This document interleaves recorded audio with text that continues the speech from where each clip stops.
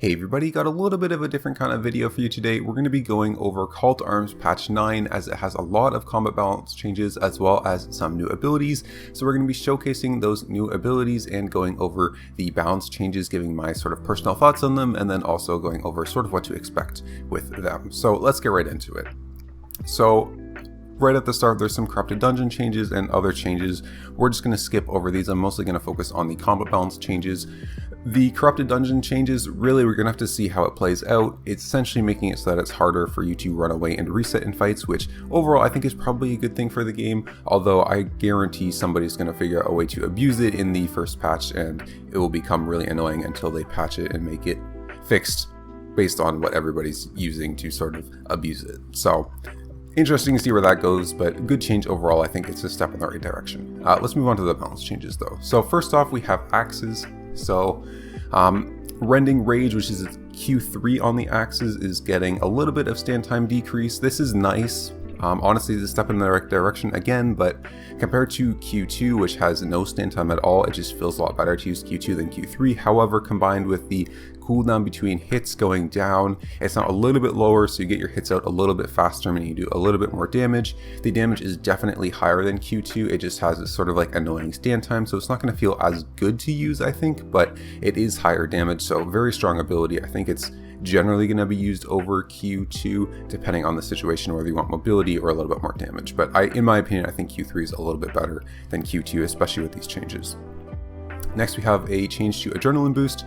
Essentially, this got nerfed a while back because it was super OP for running away, and they essentially just gutted the ability, making it only good for a very short time attacking. It's like auto attack, but last patch changed it so that you can increase the duration with abilities as well as auto attacks, and now they're actually increasing the time window that you have to do damage, so it's now essentially back to the place where it was, except probably even better for dealing damage and chasing down targets, but a lot worse for running away.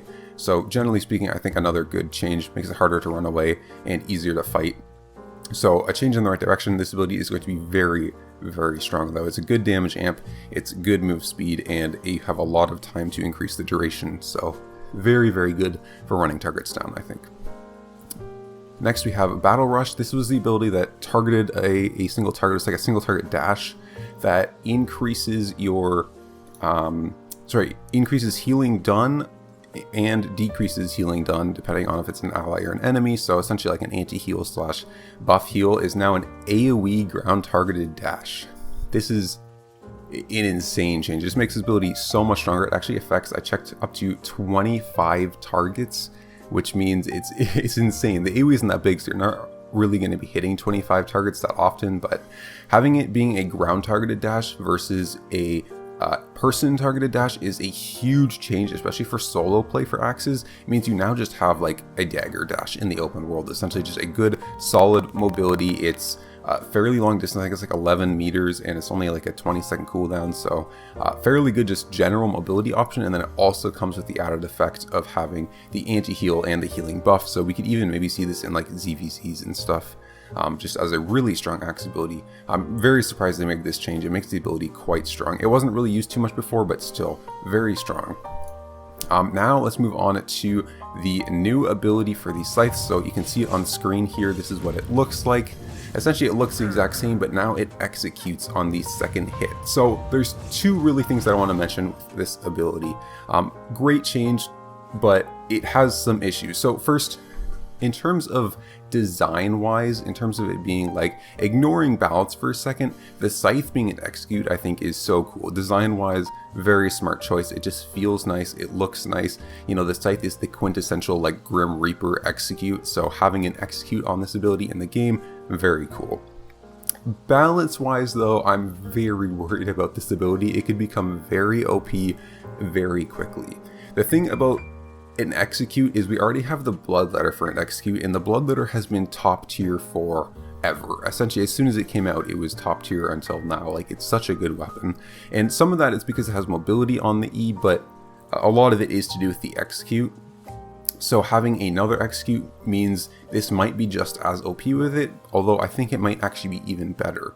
Because Bloodletter is a dagger, and daggers Qs and Ws don't really offer a whole lot of damage. Like, they're mostly sort of utility and damage amp for the E, whereas axes on the other hand have a lot of really good damage options on their Qs and Ws. They can output a lot more damage just by using Qs and Ws than daggers can, so the Scythe has the advantage over the Bloodletter of being able to get targets down to that 40% health much faster and much more consistently than the Bloodletter would. So it's a little bit scary because I feel like the Scythe is just going to get people to 40% health using everything that they have very quickly, very easily, and then be able to execute them.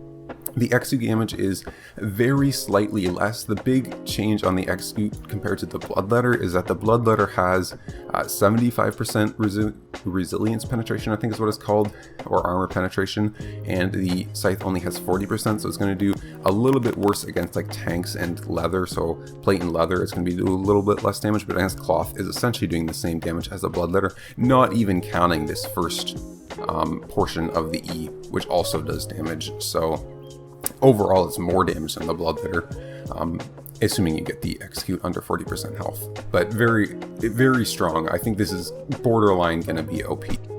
And just to note too about the Infernal Scythe, I really like how they reworked this ability because it was kind of just a worse version of other axes on its last patch state, as the damage was conditional on a bleed, which is just easily counterable with Guardian Helmet, and the total damage that it did wasn't even that great compared to like things like the Great Axe and the Halberd, meaning you just take the other axes over it in every situation. Now that it's an execute, it has its own sort of ability, it's unique. There's different situations where you want to take Great Axe and different situations where you want to take Infernal Scythe, versus just wanting to take Great Axe in every situation. So good change overall. Very dangerous and risky though, because this could very, very easily get super out of hand super fast. So watch out for the Infernal Scythe this patch.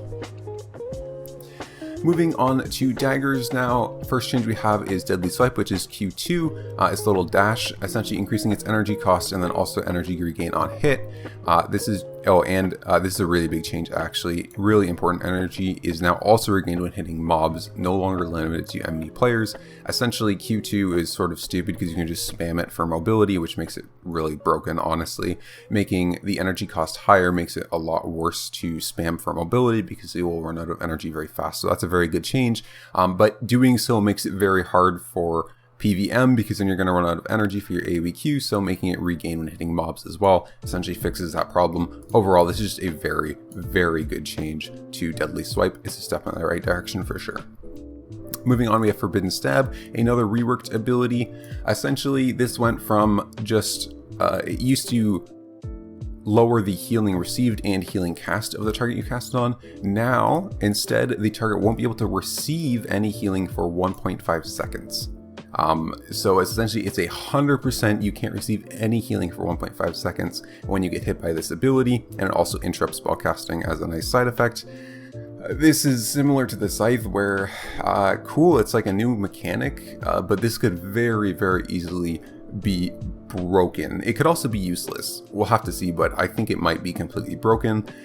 It being cleansable is really nice, and that's definitely needed, but the problem I have with this is that in like small group PvP, like 5 to 10 men, a lot of the time your goal is to find one target that's a little bit out of position or a little bit killable, maybe has low defensives, and essentially everyone targets that player and tries to kill them as fast as possible.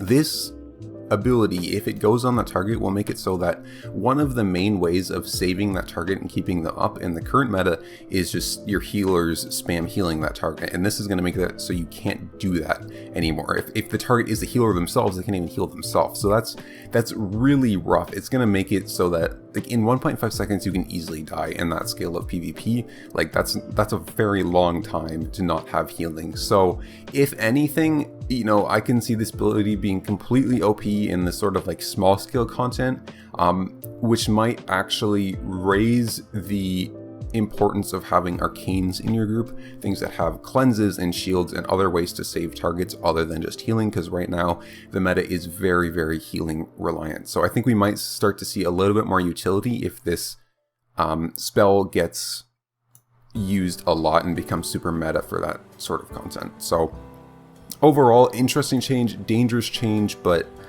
It might diversify the meta, which might end up being a really good thing. So we'll have to see for this one, but very good ability, I think. Lastly, we have a change to Chain Slash, essentially a mini rework of Chain Slash. Now, essentially, your damage on the first target hit is lower, but the last target hit is higher. The damage overall is the same if you hit 4 targets. Essentially, this is a really good change. I think if you haven't watched the Dagger video I made quite a while ago, Chain Slash is a very, very problematic ability for Daggers. So it kind of needs a rework. This is like a mini rework, which is nice. It's a step in the right direction, makes it less abusive for like corrupted dungeons and 1v1s, like the Black Hands builds. You're not going to be getting half health by a Chain Slash, which is nice. Like it's a 25% damage decrease, which is very nice. And for group, it adds a little bit more skill expression, and damage is overall still the same. So overall, good change. I think it's a step in the right direction. Moving on to Fire Staffs now, they got a new Q ability, which is Searing Flame. You fire essentially a ball of fire and it hits the first target, dealing magic damage and having a little bit of burn damage on it.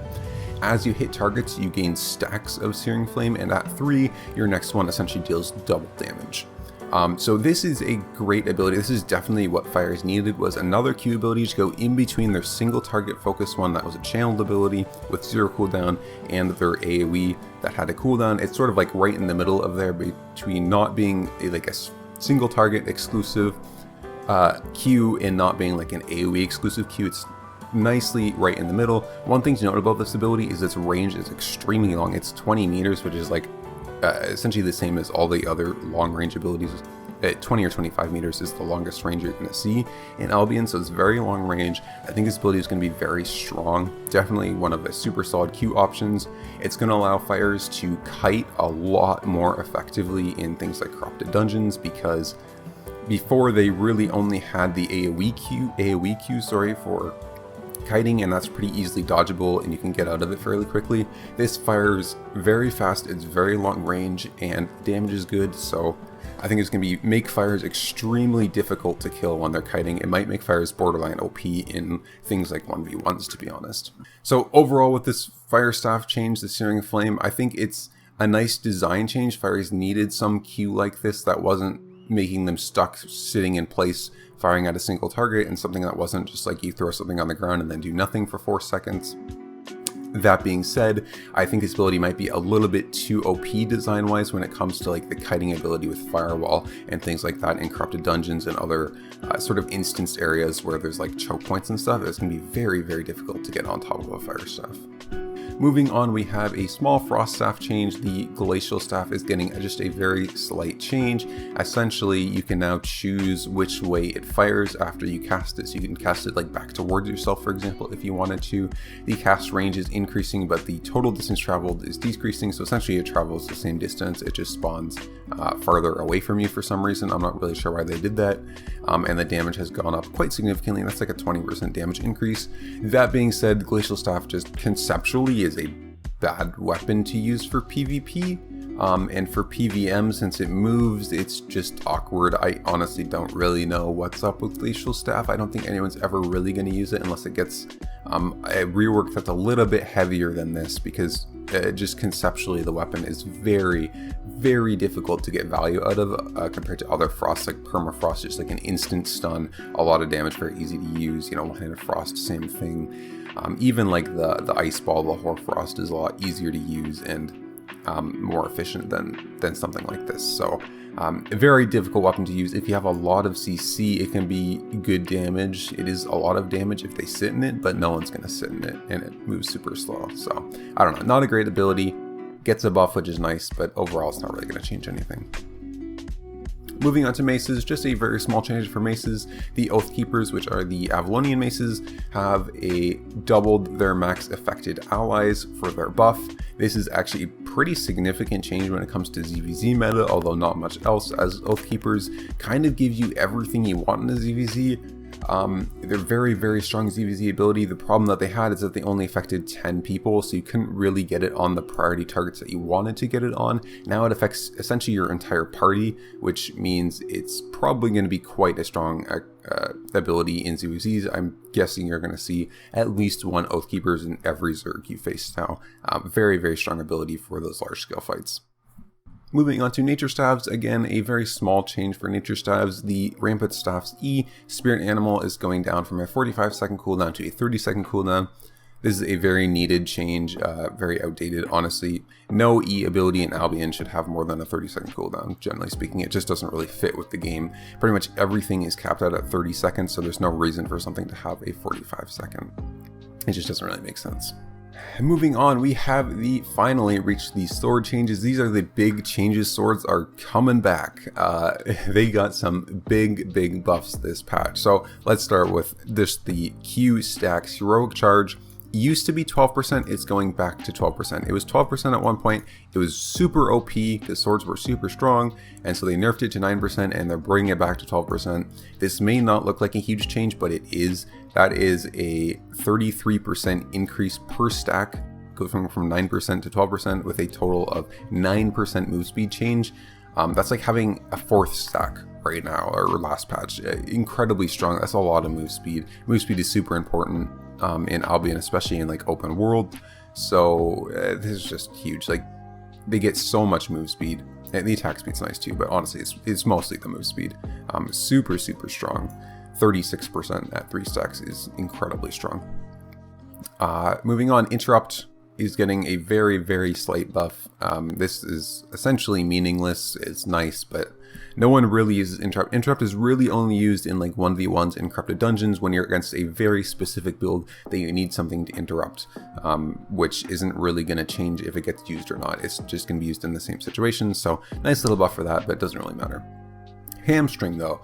This ability was like never used. It was terrible. Now it seems they've reworked it slightly, and it's going to be quite strong in my opinion, I think. So you can see it on screen here. You essentially, the first hit, you hit them, it does like a little bit of slow and damage, and then if you have a stack of Heroic Charge, then you can do a little dash that consumes, or a little leap that consumes that charge and does more damage and slows again. So the slow strength is down a little bit, but it can stack up to 2 times, so making it higher if you do both hits of it, or if you hit the target 2 times with it, you get even a larger slow. So essentially, now you have like a mobility plus counter mobility on the W for a sword, along with the increased move speed from the Qs. Swords are going to be zooming across the battlefield. Like, they're going to be super fast, jumping everywhere if they use this ability. Swords have a lot of just natural mobility now if they're using Hamstring especially. This ability seems super strong. Damage is pretty decent as well. Slow duration only 3 seconds. Energy costs down. I think they both cost energy though, so essentially it's the same. What's interesting, really interesting about this ability though, is it's one of the few abilities now that is not an E that takes your Q stacks, which is super interesting for swords in particular, because swords very classically have had this sort of interesting issue of having either being against a target that can purge their stacks or not purge their stacks. And when they're against something that can purge their stacks, they're often just trying to get their stacks up as fast as possible so that they can actually get a lot of value out of their E, and not really wanting to use it before then, because swords don't really do that much damage if you don't have Q stacks. But then if they face a target that didn't have a purge, you would have this problem where, or not really problem, where you just always have 3 stacks up. Essentially, you get your E at 3 stacks, you'd use it, and then you'd get 3 stacks very quickly, and you just have 3 stacks. And it'd be nice, but you wouldn't really be able to use them. Now you have something else that uses stacks. It adds more skill expression to swords, because if they do have a purge, you need to decide, oh, do I use this Hamstring, use a charge to get this extra leap, or do I save it and try to get my E out faster? And if they don't have a purge and you're going to be sitting on 3 stacks a lot of the time, it's sort of like, well, now I actually have something to do with these extra stacks while my E is on cooldown. So that's very nice. I'd love to see more abilities like this added to different weapon trees that use their Q stacks on a W, like 1 stack like this. I think that's very interesting and adds a lot of skill expression. So that's pretty cool. I'm excited for this ability. Moving on to dual swords, they got a very slight change to their E. Essentially, I'm not really sure what this is about. Essentially, so jump end position is offset by 3 meters. Max range covered is less for the caster, but also makes it easier to hit enemies without getting too close, making it harder to interrupt. So dual swords did have a problem of getting interrupted a lot. So if that changes that and makes it harder to interrupt them, then I think that's a good change. The max range covering 3 meters less distance is a slight nerf, but if it's harder to interrupt, then it could be a buff. We'll see. Overall, I don't think it's a huge change. Really, the change is the cooldown. That's really big. 5 seconds off the cooldown is really big, especially when you're getting more move speed and another leap on them as well. Dual swords are going to be so mobile. Max health damage is going down a little bit though. So a little bit less damage, a little bit less range, but lower cooldown, and being paired with all this other mobility, dual swords are going to be very, very strong in the open world, I think. Next, the Clarent Blade has also been reworked, so you can see it on screen here again. Essentially, instead of doing an AoE around you, you now shoot out this little line called a Crescent Slash, which does damage to enemies. So this is a slight rework. Cool, it's like a ranged option for swords, which is kind of cool. Something that swords didn't have before, so that's nice. Essentially, the more stacks you have, it does a different effect. So at 1 stack, you have a 20% slow. At 2 stacks, you have a silence, and at 3 stacks, it does additional damage. So it doesn't say here on the patch notes, but these effects scale with IP. So the silence, for example, a 1200 IP Clarent Blade silences for around 1.5 seconds. So it's not a super long silence, it doesn't scale super hard, but it's still nice, it does scale. And the additional damage is around 25% of extra damage compared to the original E with no charges. So not a ton of extra damage for having 3 stacks, but decent enough that you'd want to go for it. Overall, in terms of what to expect with this ability, it essentially just makes Clarent Blade stronger. It was a little bit underused in the last patch, so essentially changing it to a ranged ability from a melee ability around you just makes it pretty strong, both for clearing dungeons, like for PvM and for PvP. So Clarent Blade it's just a straight up buff, and also has lots of options. The silence is actually really important on it. Gives it sort of like a utility option on the E, especially in combination with Hamstring, and it has more mobility, and you have an easy way to decide whether you want to use a 2-stack E or a 3-stack E. Because if you're sitting at 3 stacks with other swords, you can't just like use or you used to not be able to just like use a 2-stack E, but now that you can consume 1 stack with Hamstring and then use a silence after that, that's really cool, and it adds some again, more skill to the Clarent Blade. So I think this is a really interesting change. Clarent Blade is definitely better. You're definitely going to see a lot of Clarent Blade, I think. Especially with the sword changes, having it have mobility now with the other changes, as well as a really solid damage E, low cooldown. You can even have some utility on it with the 1 stack and 2 stack. So Clarent Blade, I think, is going to be very strong. I expect to see it a lot.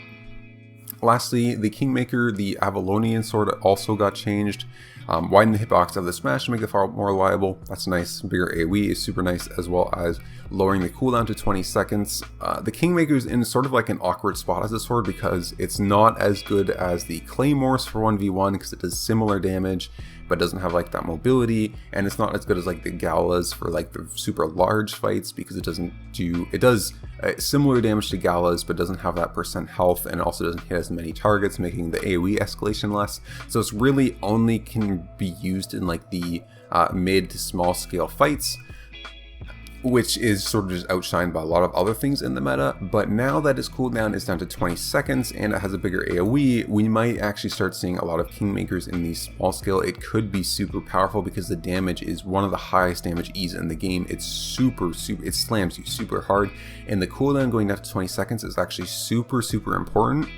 Because the Stalker Hood is also a 20-second cooldown, and in small scale PvP, the helmet options for melee DPS is either Stalker Hood or Scholar Cowl for energy regeneration. So most melee DPS are using one of those two. Stalker Hood is very good, and having a Stalker Hood that can be used every time you use your E, increasing that damage by 20%, and if they're under 50%, essentially just executing them with your E, is going to be very strong. Having those cooldowns line up is actually super important for melee DPS, so I'm expecting to see some Kingmaker. I'm excited to use some Kingmaker. I always love Kingmaker in some small scale PvP. I think it's going to be quite strong actually. But that being said, there's a lot of other new, really strong looking melee DPS options for this patch, so we'll have to see how it slots in versus the Scythe and the dual swords and the Clarent Blade. Okay, just quickly to end it off, we have some brief armor changes. So the Royal Armor is being changed to no longer suck the energy of the opponent, so it's still generates energy for yourself and I think for your teammates as well, still looks like, but it does not take that energy from your opponents. Essentially, it's just like a slight nerf.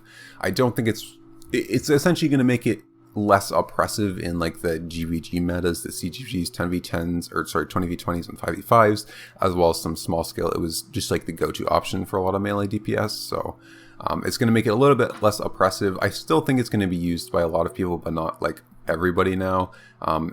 The not sucking energy from your opponents is actually pretty significant, as energy is a really important resource in those types of fights. But still a strong option. It's still plate armor and it gives you energy, so I would say it's still pretty strong armor. Helmets, the Druid Cowl essentially has doubled its energy output. This is a weird change in terms of like their thoughts behind it. So along with our armor change, the currently underused Circle of Inspiration has been buffed to offer a strong alternative to supporting a team with energy. I'm not really sure what they're going with this, because very classically, like if you want energy regen in PvP, you're not going to be running this ever. This is an exclusively PvM spell. If your team all has to group together in this little circle of energy, you're going to get punished so unbelievably hard. It doesn't even matter if that energy is like full health or full energy instantly. You don't want to be all crowding together for energy. You're just going to lose. Like, no matter how high you put this, it's not a PvP spell. And I don't think this really needed a buff for PvM. Like, it kind of just gave everyone enough energy in PvM anyways. So I don't know. This change seems kind of pointless in my opinion. Lastly, we have some plate shoe changes. First off, the Royal Boots are getting a buff, a movement speed buff. This is a 3% buff per stack, 10 stacks max, so it's a 30% increase on their Royal Boots. Royal Boots are sort of underrated, honestly, and you can now immune to slows and roostering the channel, which is nice, making it more reliable to get off. Royal Boots, they're an interesting boot. Honestly, they're super weird and super niche because you press your boot ability and you go slower for a while. You have to do that like awkward march channel, which makes you slow and do nothing. So they're just a weird boot, but the buff they give, especially with the 30% move speed increase, is an insanely good buff. So who knows, someone might find a use for these and they'd be super OP because they give a hell of a lot of defense and move speed now, and so they're super strong once you actually get that buff off. The problem is that it's not instant, so for most activities you kind of want an instant sprint. But we'll see. Someone might find an interesting use for these. Maybe I'll find an interesting use for these, because that is very, very strong movement speed and defensive buff on these abilities.